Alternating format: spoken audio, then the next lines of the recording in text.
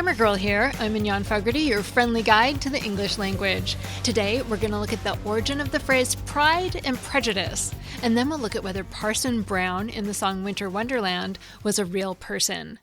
But first, I have a great offer for you if you still need to find books for the people on your gift list. I just launched a Patreon, and to encourage you to give it a try, I have a list of 100 books recommended by Grammar Girl guests, and it is amazing. As I was editing it, I was like, I want to read this, and I want to read this, and I want to read this. And you get it immediately and free when you sign up for a free month at my Patreon. You can cancel anytime, but of course, I hope you'll love what we're doing and stay. But either way, you'll get all kinds of great benefits like ad-free podcasts, bonus podcasts, mini crosswords, and more for the whole month while you decide. So look in the show notes for the special sign-up links that'll give you a whole month free. The novelist Jane Austen was born exactly 250 years ago on December 16th. The following segment that I'm running in her honor was written by Margie Burns from the University of Maryland. Most readers hear Pride and Prejudice and immediately think of Jane Austen's most famous novel, that salty sweet confection of romance and irony with a fairy tale ending.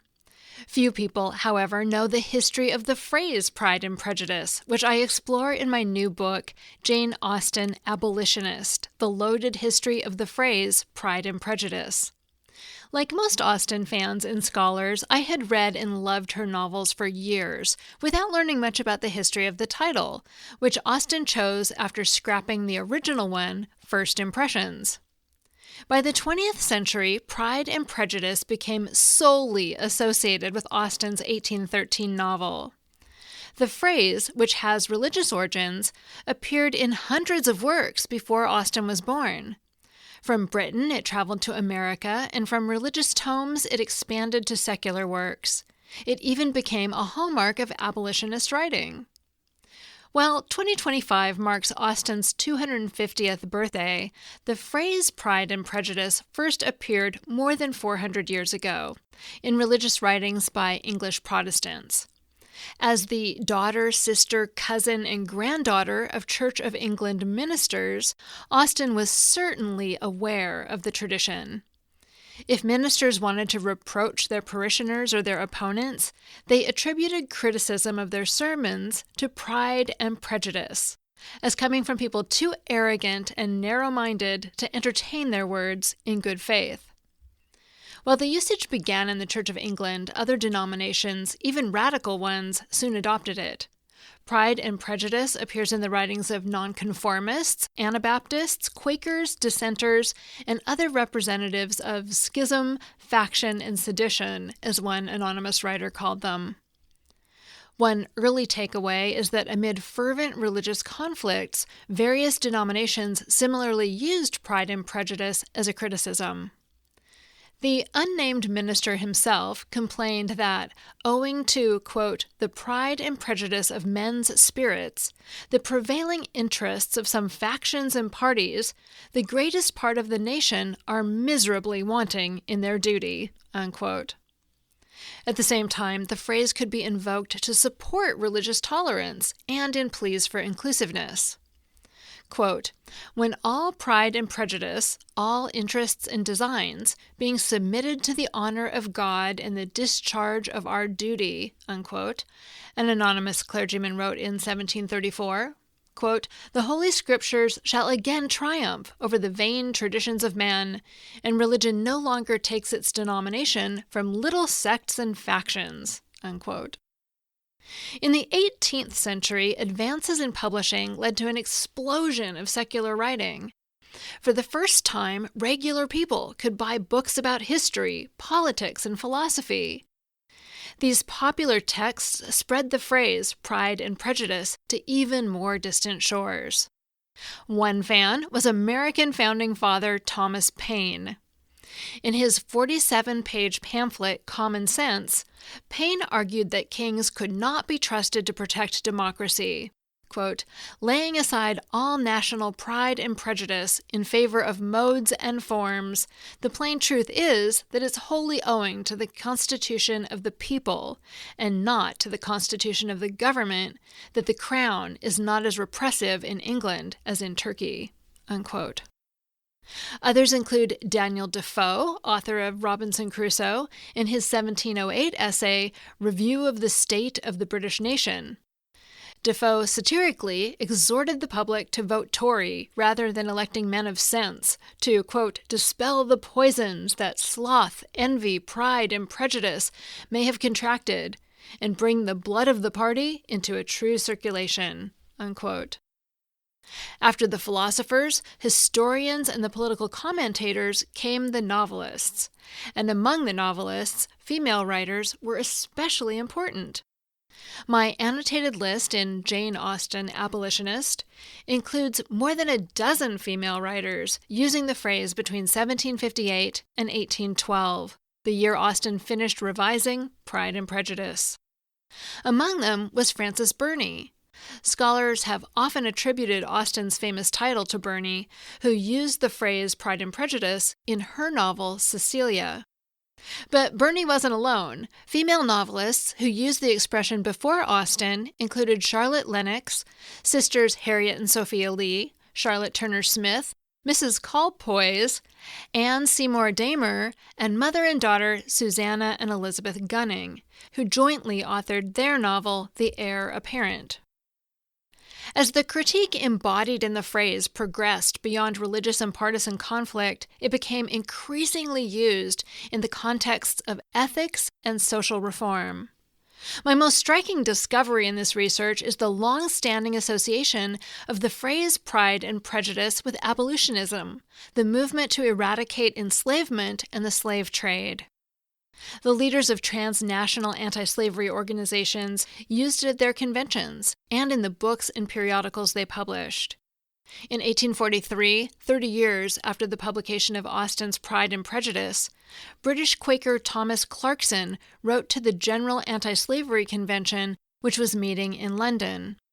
He exhorted the faithful to repudiate slavery at once and forever, if there were any among them, quote, whose eyes may be so far blinded or their consciences so far seared by interest or ignorance, pride or prejudice, as still to sanction or uphold this unjust and sinful system, unquote.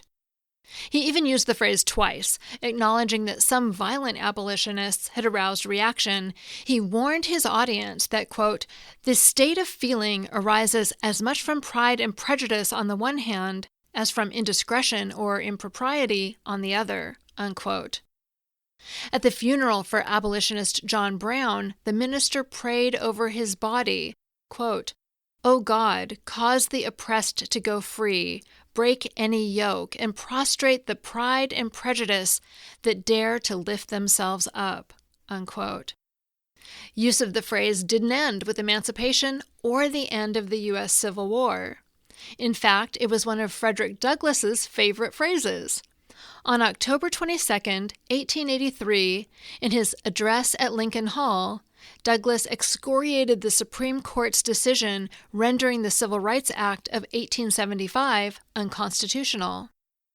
As was typical of Douglass, the speech ranged beyond racial inequalities. Quote, color prejudice is not the only prejudice against which a republic like ours should guard. The spirit of caste is malignant and dangerous everywhere. There's the prejudice of the rich against the poor, the pride and prejudice of the idle dandy against the hard-handed working man, unquote. Early on in Pride and Prejudice, the conceited Carolyn Bingley snipes that Elizabeth Bennet shows, quote, an abominable sort of conceited independence, unquote. Later, the snobbish Lady Catherine accuses Bennet of being headstrong. But near the ending, Mr. Darcy tells Bennet that he loves her for the liveliness of her mind. In this respect, Bennet reflects a quality that all of Austen's heroines possess. While they try to adhere to standards of courtesy and respect, none are guilty of saying only what the leading man wants to hear. Given that Austen chose her title to honor the phrase and its history, it's ironic that her own fame ended up drowning out the abolitionist associations of Pride and Prejudice after the Civil War. If there is any work of fiction that successfully makes self-sufficiency, independent thinking, and open-mindedness look good, and makes sycophants, rigidity, and hysterical devotion to rank and status look bad, it is Pride and Prejudice. Yet, the lasting popularity of Austen's novel demonstrates that the ethics contained in the phrase continue to resonate today, even if its context has been lost. That segment was written by Margie Burns, a lecturer of English at the University of Maryland in Baltimore County. It originally appeared in The Conversation and appears here through a Creative Commons license.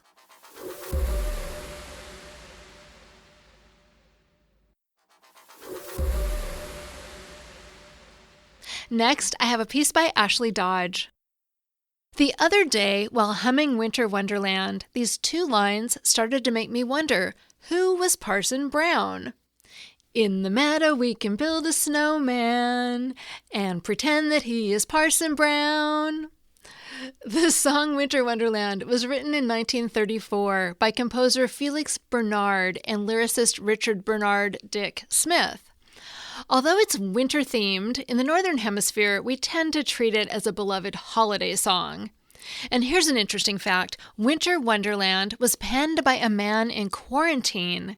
According to his widow, Dick Smith was inspired to write the lyrics as he gazed out at children playing in the snow from the window of West Mountain Sanitarium in Scranton, Pennsylvania, where he was recovering from tuberculosis.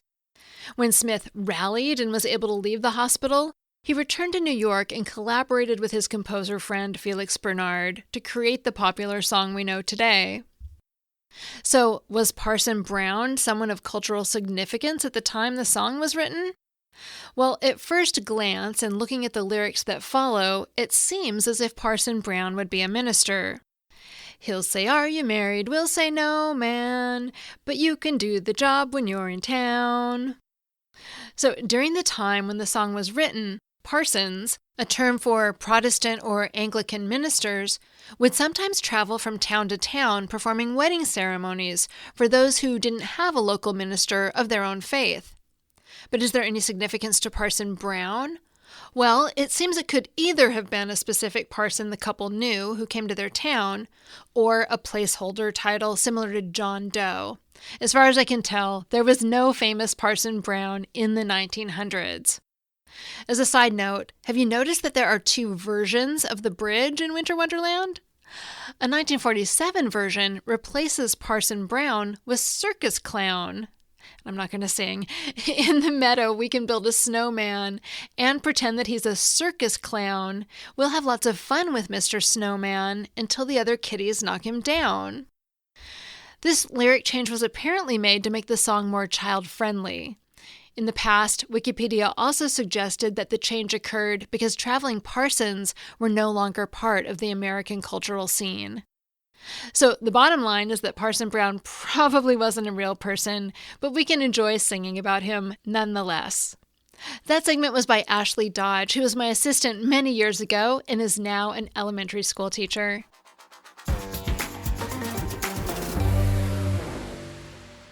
Finally, I have a Familect story from Jonathan. Hi, Mignon. This is Jonathan. I'm calling from Madison, Wisconsin. I have a Familect to share with you. So my wife and I both studied German, and we occasionally pepper our speech with words or phrases in German. And once when she was walking around the neighborhood with our young children, they were about to cross a street, so she put out her hands, and instead of saying, "Hold hands," she randomly said it in German, "Haltet die Hände." Well, to our kids, that sounded like "Happy Panda," which they thought was funny. So after that, "Happy Panda" became what we say when we need to hold one another's hands for safety. Thank you, Jonathan. That is so cute. I laughed out loud when you first said Happy Panda. Familects are words or phrases you use with your family that nobody else does. They're like your private language, and people have friend-elects with their friends, too. If you want to share the story of your Familect or friend-elect, leave a message on the voicemail line at 83321-4GIRL or record a message on Speakpipe. You'll find both of those in the show notes.